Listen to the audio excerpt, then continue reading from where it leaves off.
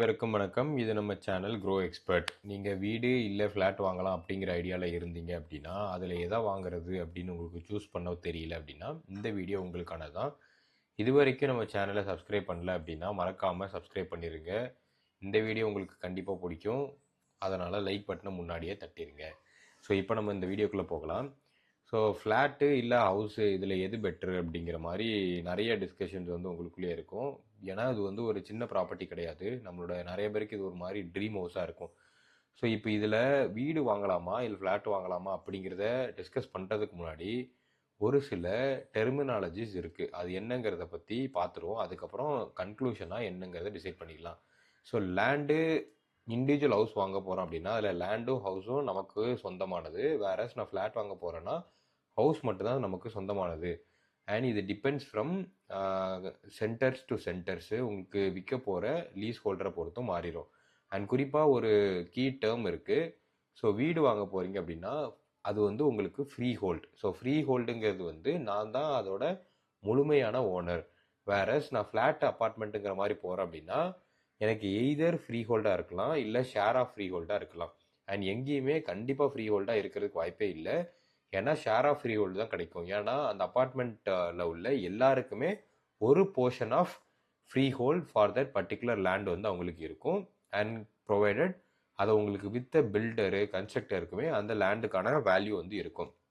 So அதுக்கு அர்த்தம் அப்படி என்னென்னா, நான் ஒன்ஸ் வந்து வீடை பர்ச்சேஸ் பண்ணதுக்கப்புறம் நான் யாருக்கும் மந்த் ஆன் மந்த்தோ எந்த ஒரு காசும் பே பண்ண தேவையில்லை. ஒன் டைம் நம்ம ஒரு காசு கொடுப்போம், நான் வாங்கிப்பேன், அந்த மொத்த லேண்டும் வீடு எனக்கு சொந்தமானதாக மாறிடும்.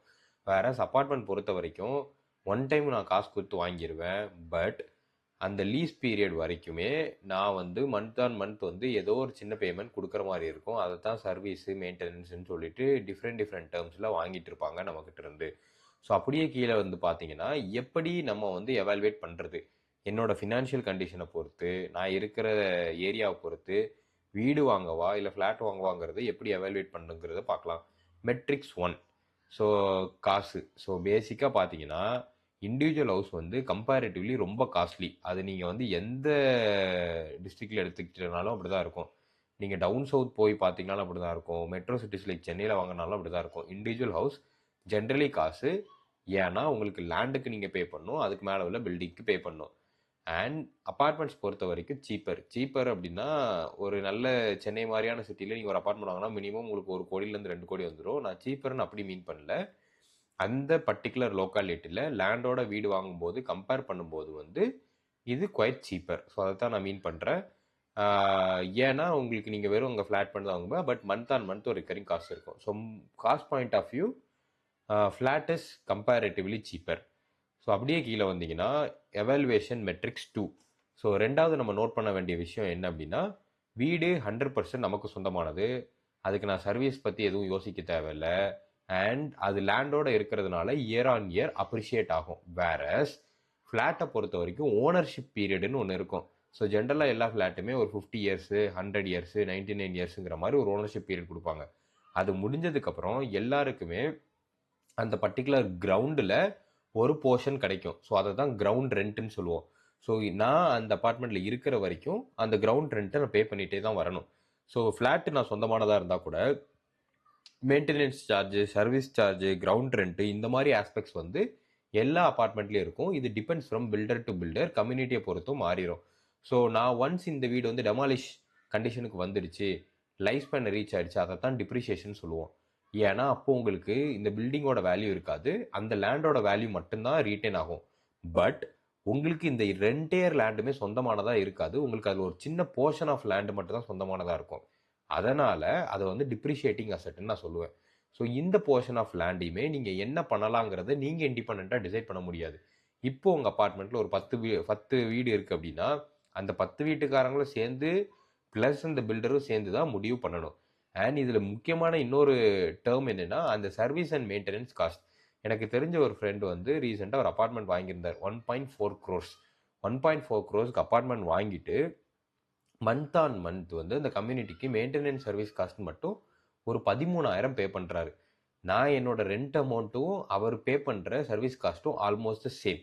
என்ன பிரச்சனை வருது அப்படின்னா, அங்கே உள்ள கார்டனு, லாபி, லிஃப்ட்டு, காரிடர், உங்களுக்கு போட்ட வாட்ச்மேனு, மத்த சர்வீஸ் எல்லாத்துக்கும் சேர்த்து நீங்க காமனா பே பண்ணி தான் ஆகணும். உங்களுக்கு எனக்கு விருப்பம் இருக்கு, இல்ல நான் குடுக்குறேன், குடுக்க விரும்பல அந்த கதையே அங்க இருக்காது. ஏன்னா, அங்க நீங்க அபார்ட்மெண்ட் வாங்கிட்டீங்கன்னா, அந்த மினிமம் பேலன்ஸ் ஃபீஸ கட்டி தான் ஆகணும். எனக்கு இதே இது சொந்த வீட்ல ஏதோ ஒரு சின்ன டேமேஜ் ஆயிருக்குன்னா, நான் அத இப்போ சர்வீஸ் பண்ணலாம். இல்ல போஸ்ட்போன் பண்ணி அப்புறம் சர்வீஸ் பண்ணிக்கலாம். இல்ல சர்வீஸே பண்ணாம கூட போகலாம். யாரும் என்ன கேட்க போறது இல்ல. அண்ட் என்னோட சொந்த வீட்ல நான் ஒரு சின்னதா ஒரு அ பிளம்பிங் போடுறேன் அப்டின்னா, அதோட காஸ்ட் வந்து கம்பேரிட்டிவ்லி கம்மியா இருக்கும். ஏன்னா, அது ஒரு சின்ன வீட பத்தின சம்மந்தப்பட்ட விஷயம். வேற அபார்ட்மெண்ட்ல அதே ஈக்குவலன்ட்டான பிளம்பிங்கோ, எலக்ட்ரிக்கல் ஒர்க்கோ ஏதோ ஒண்ணு நடக்குதுன்னா, காஸ்ட் கம்பேரிட்டிவ்லி ஜாஸ்தியா இருக்கும். என்ன ரீசன் அப்டின்னா, அது என்டையர் அபார்ட்மெண்ட்டுக்கு லார்ஜ் ஸ்கேல்ல பண்ணுவாங்க. அதை ஈக்குவலா ஸ்ப்ளிட் பண்ணிருவாங்க. அது உங்களுக்கு சம்மந்தம் இருக்கு இல்லங்கிறத தாண்டி நீங்க அதுக்கு பே பண்ணி தான் ஆகணும். So 3 metrics ஆல்டரேஷன்ஸ். ஸோ பேசிக்கா இதில் 2 கீ டேர்ம்ஸ் இருக்கு. ஒன்று ஃப்ரீ வில்டு, இன்னொன்று வந்து free hold or association based. So பேசிக்காக என்ன அப்படின்னா, என்னோட வீட்டுக்கு முன்னாடி நான் ஒரு சின்னதாக ஒரு கார்டன் வைக்க போகிறேன், இல்லை ஒரு செடி நட போகிறேன்னா நான் யாருக்கிட்டையும் கேட்க தேவையில்லை.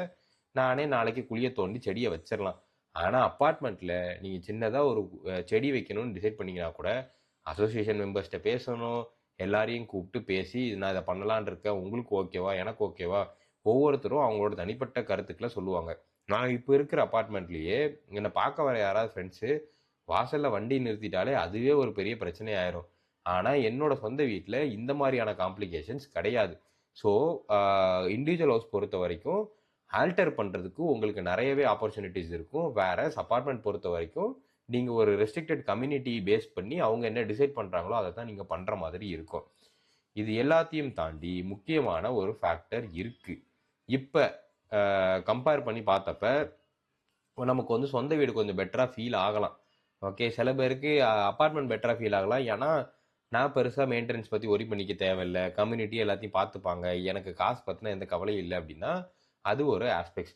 பட் வீடுங்கிறது நமக்கு ஒரு லாங் டேர்ம் அசெட். ஓகேவா? ஸோ நீங்கள் வந்து ரொம்ப போட்டு காம்ப்ளிகேட் பண்ணி இது அப்ரிசியேஷனு, டிப்ரிசியேஷனு, இது இங்கே ஆகும் அங்கே ஆகும், எனக்கு காசு பற்றி பெரிய கவலை இல்லை அப்படின்னா கன்க்ளூட் பண்ணுறதுக்கு என்ன சொல்லுவேன் அப்படின்னா, நீங்கள் வந்து ஃபீலிங்ஸுக்கு ப்ரையாரிட்டைஸ் கொடுங்க.